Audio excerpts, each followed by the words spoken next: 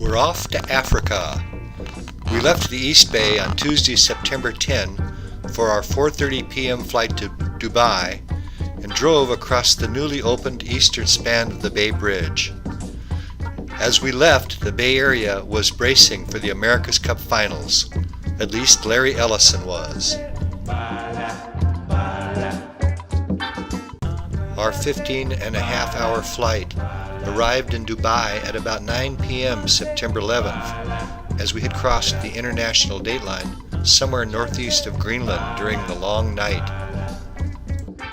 There was a lot of marble in the airport. We found our van, got taken to our hotel, checked into our rooms, straightened ourselves up, cleaned ourselves up a little bit, went down, had dinner and a drink in the bar, and were soon asleep. We saw virtually nothing of Dubai as we were in the air at about 8:30 the next morning on the 5-hour flight to Nairobi, the capital of Kenya.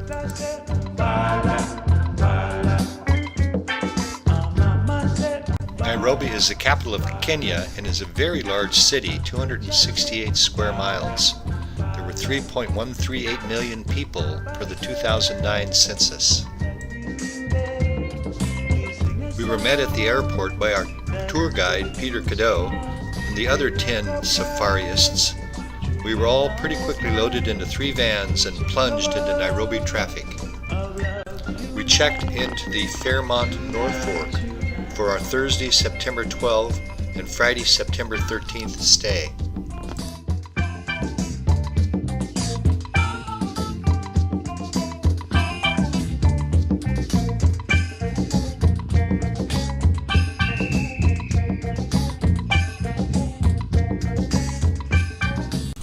This is the Lord Delamore Terrace. We had dinner here the first night with our guide Peter Cadeau, the guy to the right here. This is Dennis, Stephanie, Norm, Joe, Abdi, our driver, Edie, and Bob. And here's our entire tour group along with 3 drivers. The photograph was taken by Peter. On Friday morning we had very early breakfast in a dark room, then moved to a terrace where Peter told us what to expect for the next 2 weeks and gave us each a bush hat. Then we jumped into the vans and headed off for the Giraffe Center.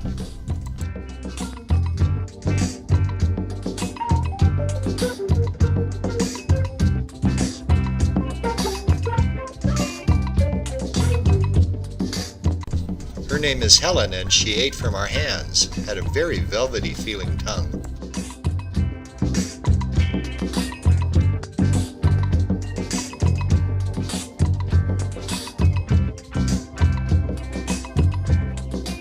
They had a pretty extensive display of giraffe bones, which we took advantage of. This young fellow gave a really nice talk. He was really enthusiastic.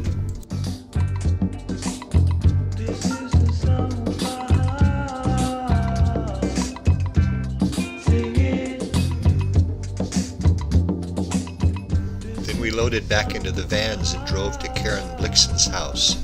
She's the woman who wrote the novel Out of Africa. She also grew a lot of coffee on these grounds, apparently not successfully.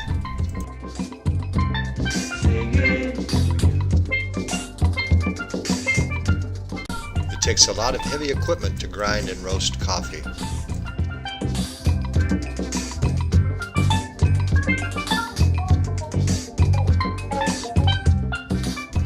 And we're back at the Norfolk for dinner.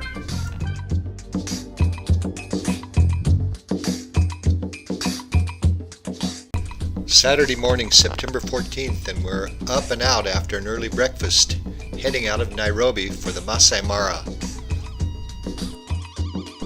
As we drove out of the city, we could see massive slums off to the sides of the road.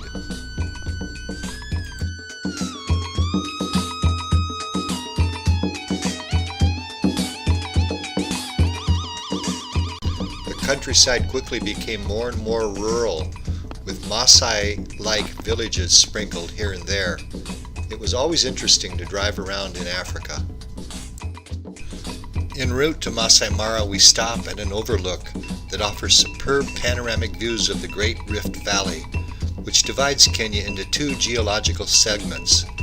Known especially for its annual wildebeest migration, the Mara comprises 200 square miles of vast plains, acacia forests, grass-covered hills, slow-flowing rivers, and of course abundant game, large and small.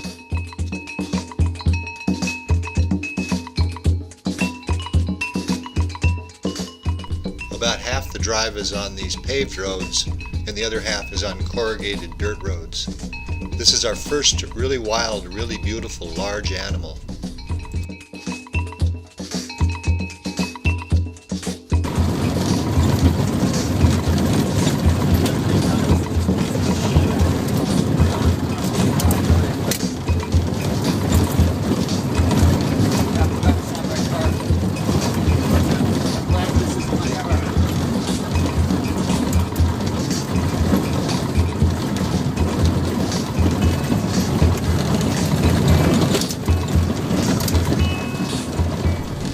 Past a bustling market. Everywhere we went, we saw people walking in really lonely looking areas. Sometimes small children, sometimes gaily dressed women, quite often Maasai men carrying sticks, or boys or men herding goats and cows.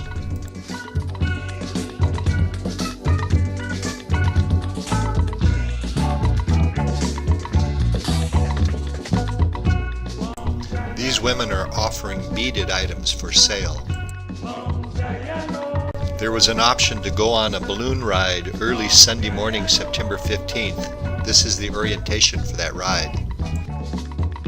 After we passed the gate driving toward our lodge, the number of animals increased incredibly.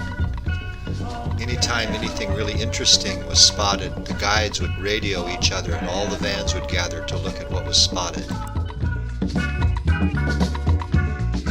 This leopard's kill was hanging in a tree just outside the gate to our lodge.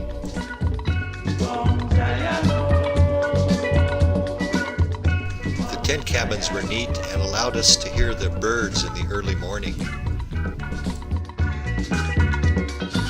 There was an organic garden on the grounds, and the gardener was really proud to show it to us.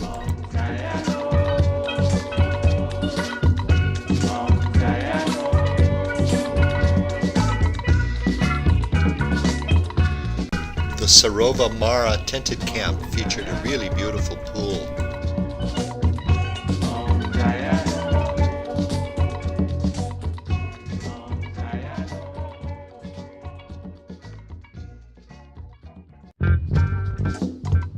There was an entire convention center across this little bridge from where our cabins were.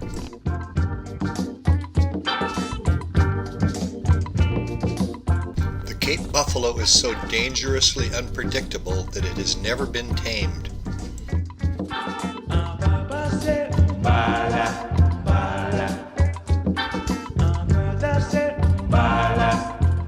This was our only black rhino sighting. They're becoming increasingly rare, unfortunately.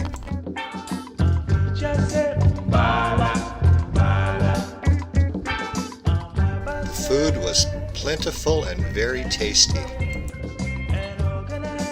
Sunday, September 15th, and the balloonists are up well before dawn to soar over the Maasai Mara.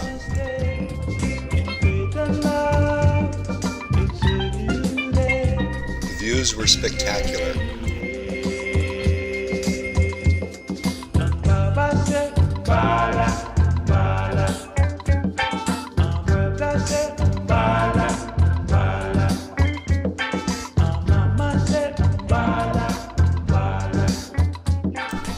What would an early morning balloon ride be without a champagne breakfast following it?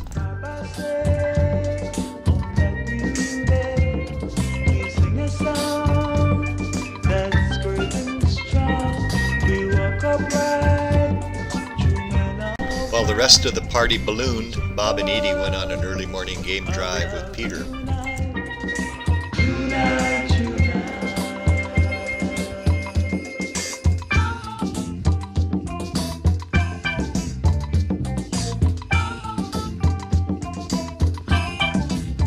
This poor fellow is confused when Peter uses his cell phone to play back the sound a hyena makes after a kill. Come on, I'm taking a movie. Move.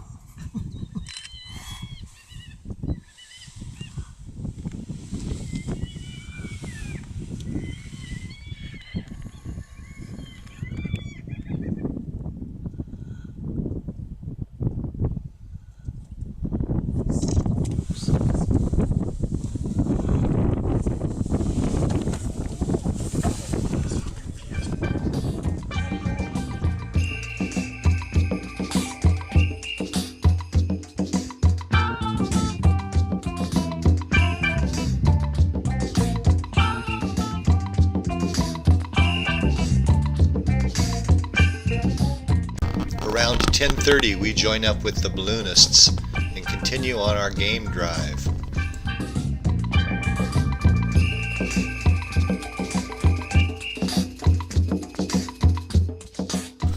A group of hippos is called either a herd, a bloat, or a crash.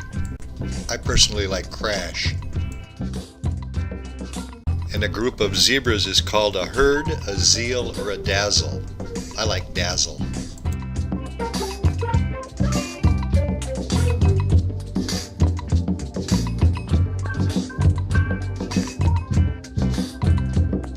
As you'll see, we have a warthog enthusiast in our midst. These zebra and wildebeest are trying to cross the Mara River. A few venture to make the swim, but most are far too nervous. The wildebeest typically wait for the zebra to go first. The zebra just wouldn't go because of these guys.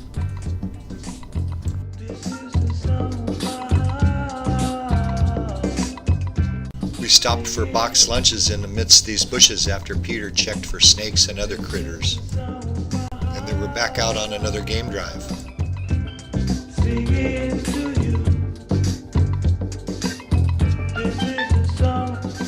Lions can reputedly mate every 20 minutes for 3 days. This is a secretary bird. And this is a flicker.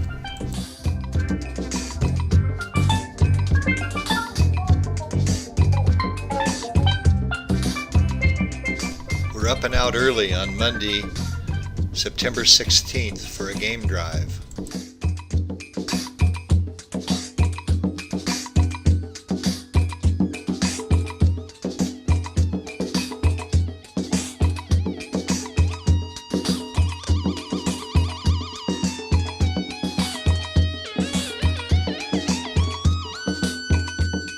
After lunch, about 20 minutes outside the gate on our first game drive, we come across this lion who attacks this zebra. The next 30 seconds may be difficult to watch. It's of the lion killing the zebra.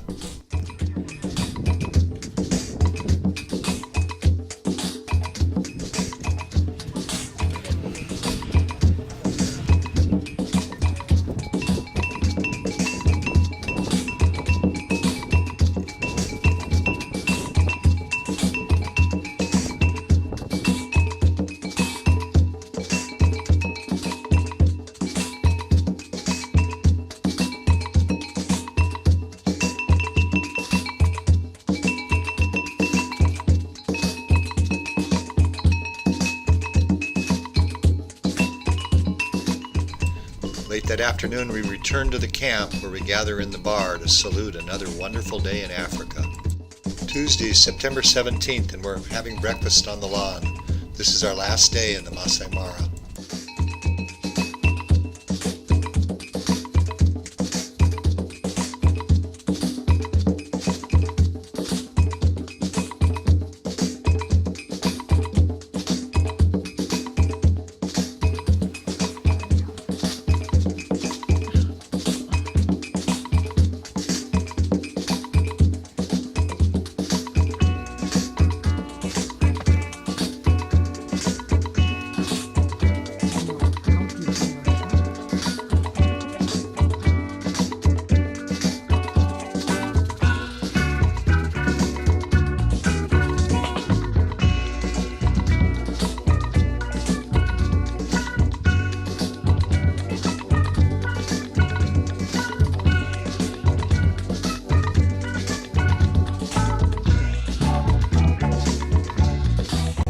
get to the airport at about 11 a.m.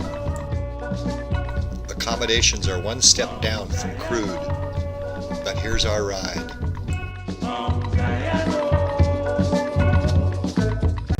We're met at the airport in Nairobi and quickly driven to the carnivore restaurant, where the gimmick is serving large pieces of meat that have been skewered on swords and are carved directly onto your plate. It's quite a gimmick.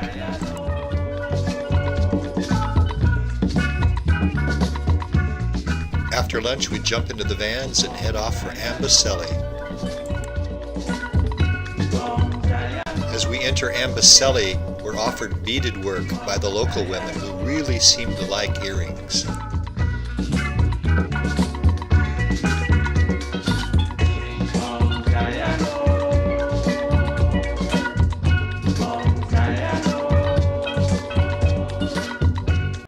Another beautiful swimming pool. And the grounds are pretty interesting.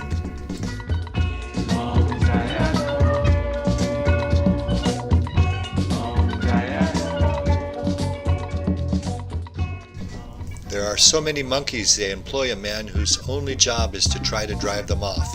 He's not very good at his job. Lots of interesting creatures.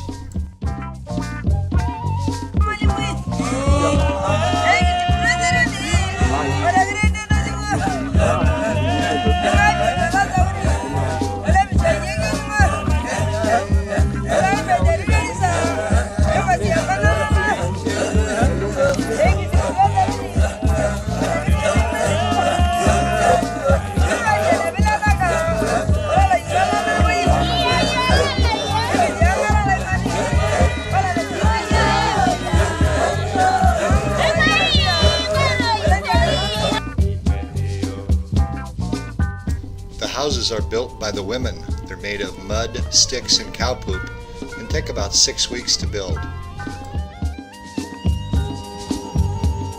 We were invited inside one. Very dark. I needed a flash to take these pictures.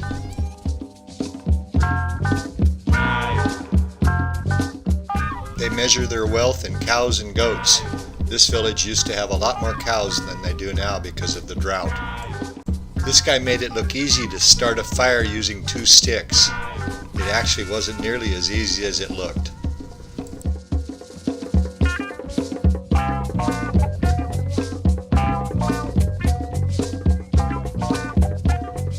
A lot of both men and women wore shoes that looked like this. We're going to visit the school. We'd been told we could bring supplies for the children, which I think most of us did. The children treated us to a recitation in English of days of the week and months of the year. Lunch for the children was boiled corn. After the introductory dance and the tour of the school, they tried to sell us beaded work.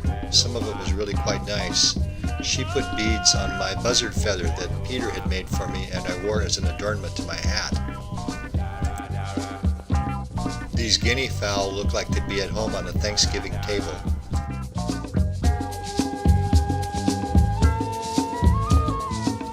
The land appeared lush and certainly supported a lot of grass-eating animals.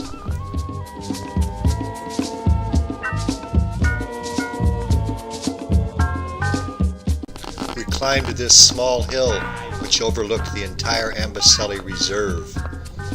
You could see animals that looked very tiny, like this elephant, from the top of this hill. It was really interesting. 3 generations, she shading the youngest elephant from the hot sun while it naps.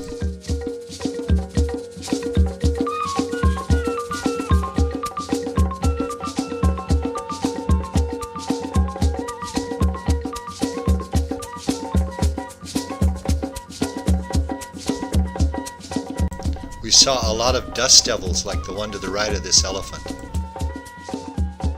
These guys are just having fun, but I think these guys are a tad more serious. This is the gold-crested crane, an entirely beautiful bird.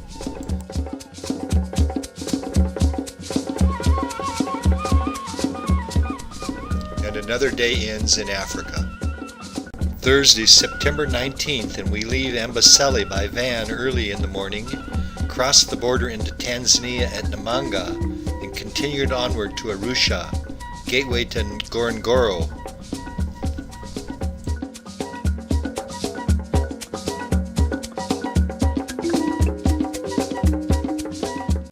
We changed vans and drivers at the border. These are coffee bushes. There's a lot of them around Arusha. We stopped at the coffee bar for a lunch break. The coffee was reportedly mediocre. Everywhere, people walking.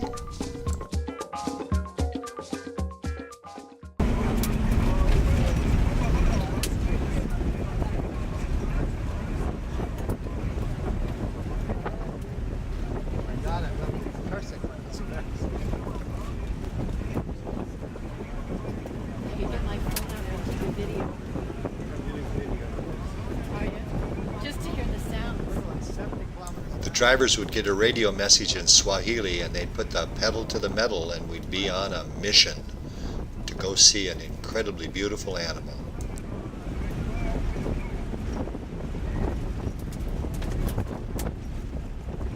The drawback to that system, of course, is that a lot of vans would get the message and be on a mission to go see the incredibly beautiful animal.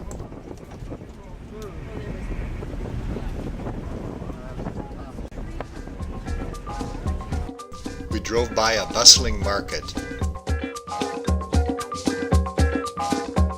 This store is called a butchery. I'm not exactly sure what they sell. And this is a curio shop. We stopped at several. African curios are quite beautiful, as you can see right here.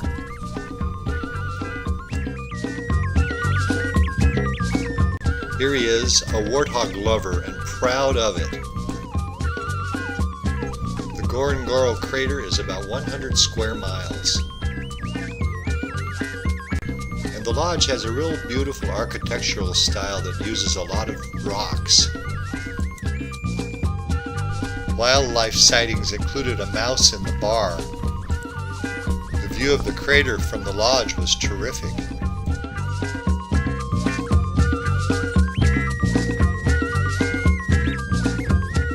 This is Connie and Scott. They live in Hawaii.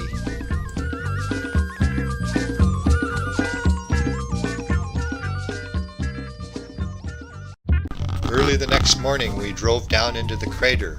It was the only day that was kind of foggy and gloomy to start with.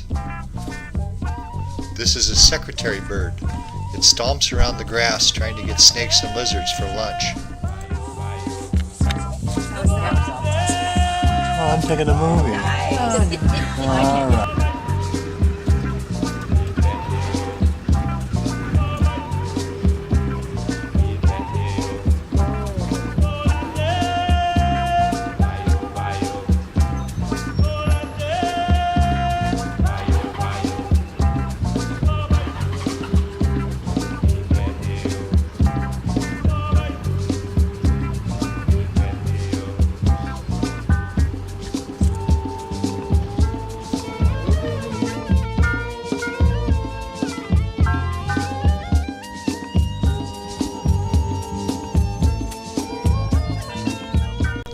We spotted this lioness in a tree about 50 yards from the road. You want me to go and remove that branch? Yeah.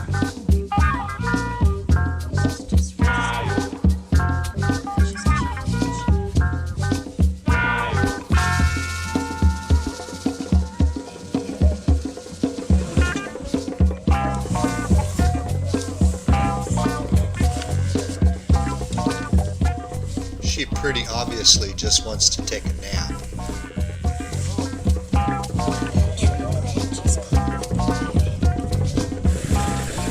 Then, while we're watching, 4 more lionesses emerge from the base of this tree.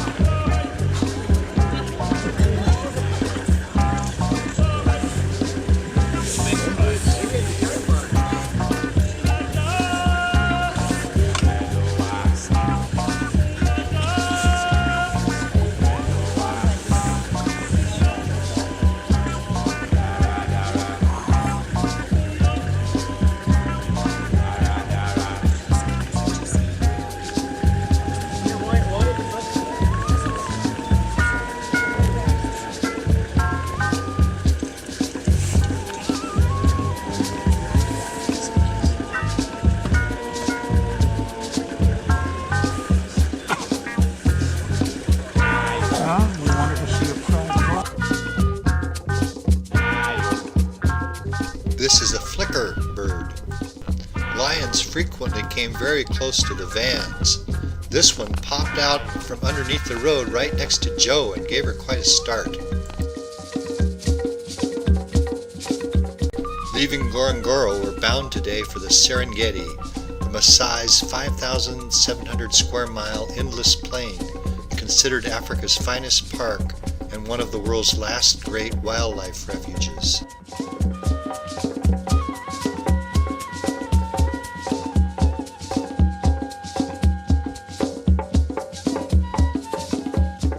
On the way, we visit the 31-mile Olduvai Gorge in the Great Rift Valley, where in 1959 anthropologist Mary Leakey discovered the 1.8 million-year-old skull of Australopithecus and revolutionized the study of human evolution. We had boxed lunches under the only tree in the middle of a vast plain, and these two gentlemen came walking up. No, I think we should go that way. Bill with one of the drivers.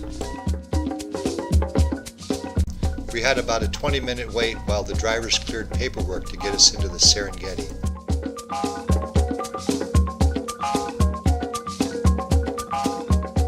The Serengeti Serena Lodge wasn't fenced, so wild animals could wander through at any time. There was an eland just below our room when we checked in.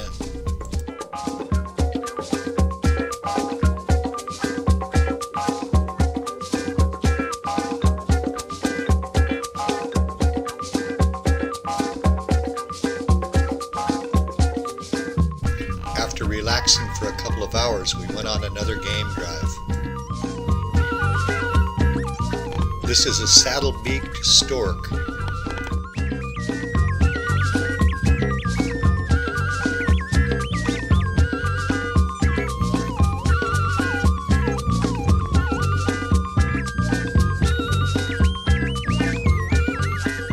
We stopped at the Serengeti Visitor Center and Joseph gave us a very interesting talk on bones. He had us try to identify what horns came from what animals, something Stephanie was very sharp at.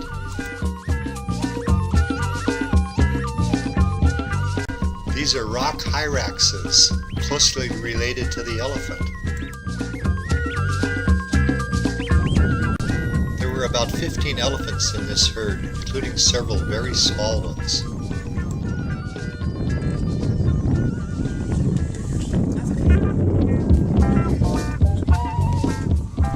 Notice how protective the big elephants are of the small elephants.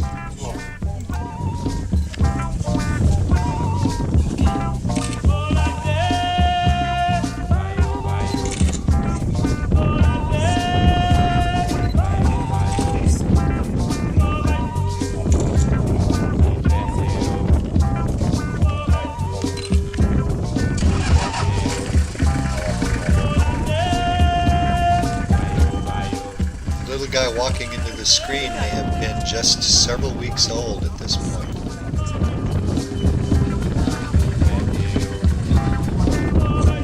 But that little one is Small, aggressive.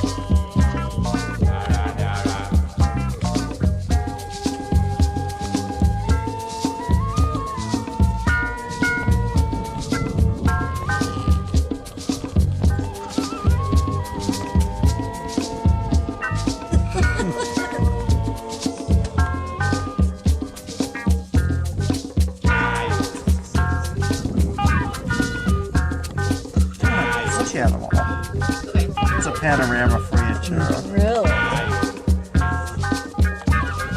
Of what importance is this place from a people?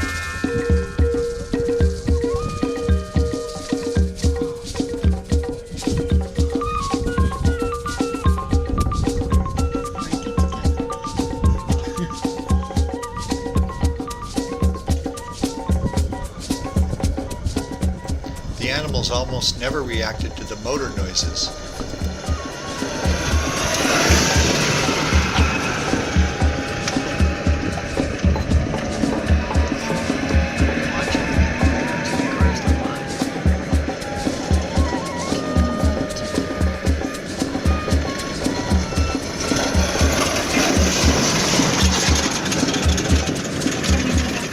We saw this pride on 3 different occasions.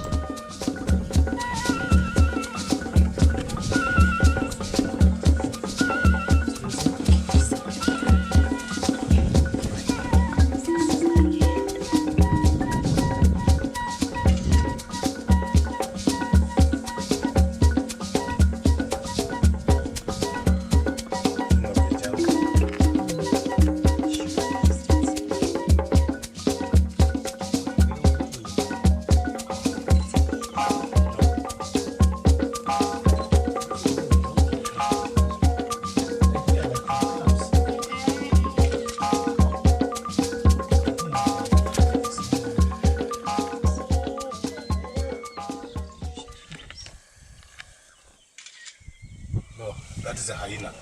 Hyenas. No, that's Peter. Peter, is that Peter? Oh, he's playing.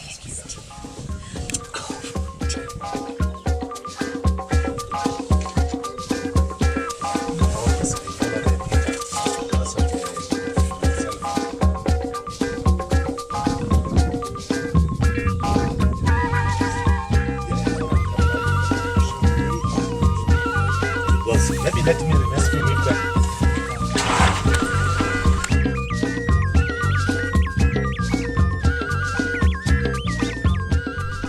This leopard was so far off you could barely see it with your naked eye. I think the photographs came out looking just like a watercolor. But this beauty was in a tree right next to the road.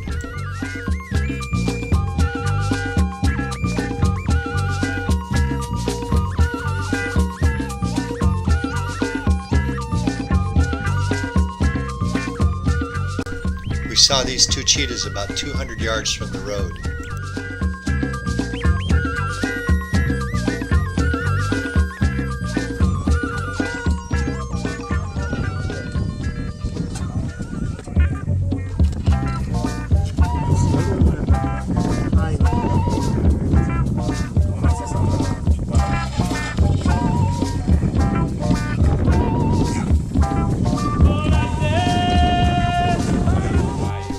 This is the second time we saw this pride.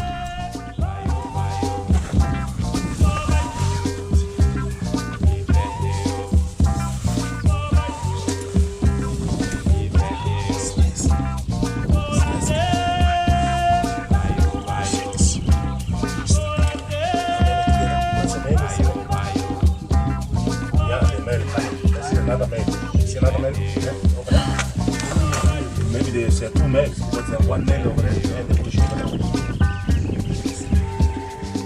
The blood on his muzzle would seem to indicate he'd just eaten.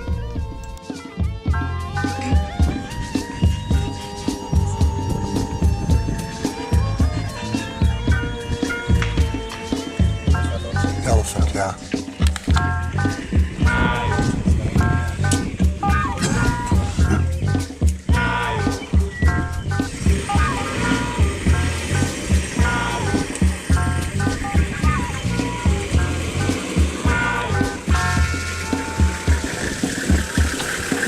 Hii mwanzo mzuri.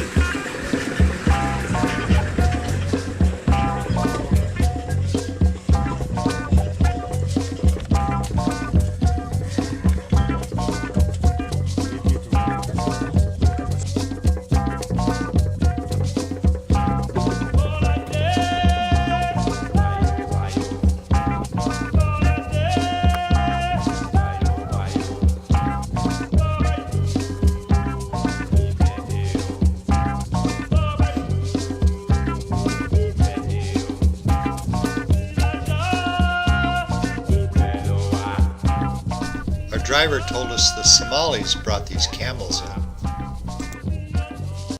We put on a lot of DEET and then drove to this gathering of hippos where they spend the day staying cool. At night, they go off by themselves and graze, returning here each morning.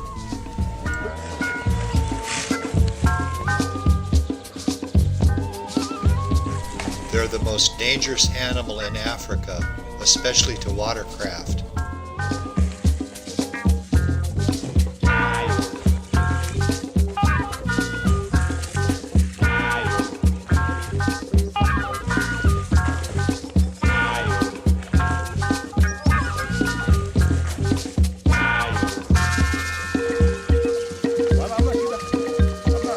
All the hippo shit on it.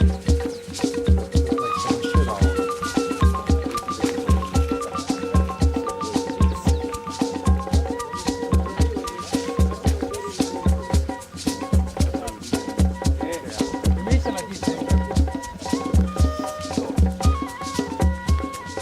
Only a mother could love this face.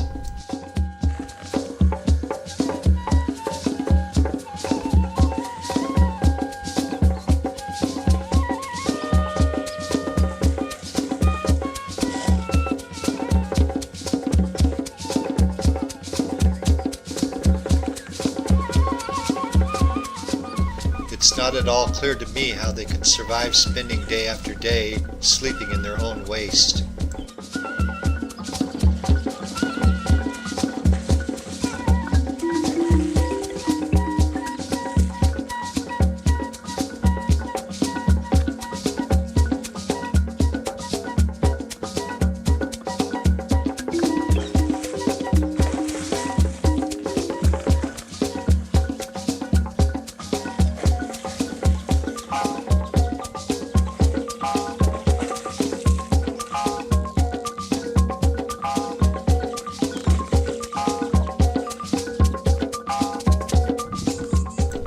This is the third time we saw this pride. It's close to 6 o'clock at night and they seem to be just setting out on a hunt.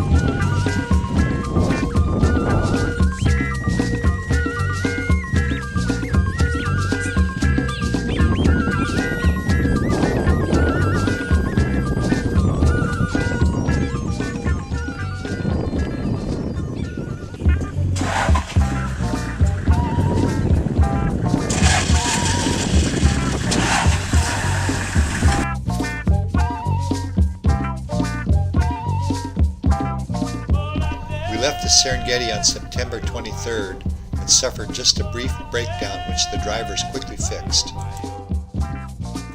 By noon we're at Lake Manyara.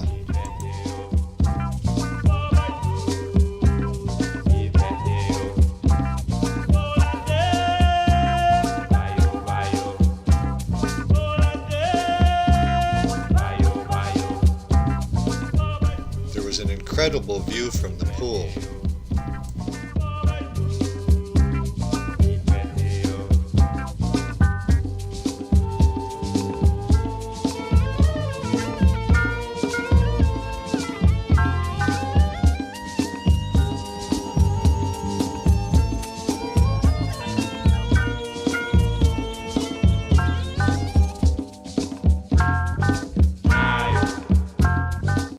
Next morning we went on another game drive and drove by a baobab tree that's 1,700 years old.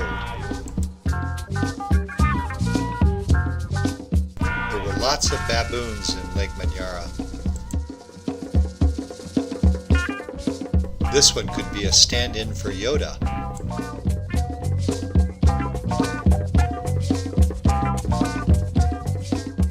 This is a woodland kingfisher.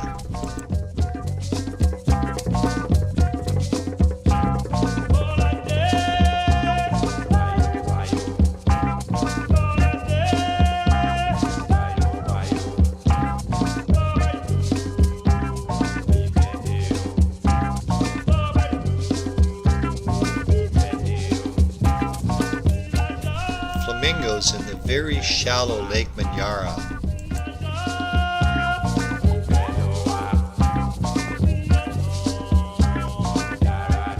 We all took a turn posing with this skull.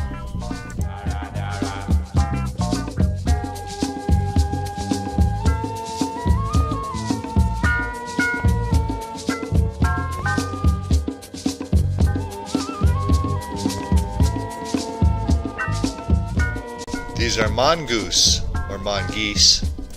Early on September 25th, we headed back to Nairobi.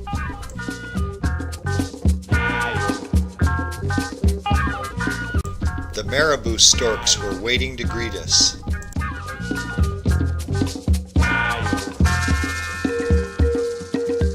We checked back into the Norfolk. It was common to see razor wire at the tops of walls around Nairobi.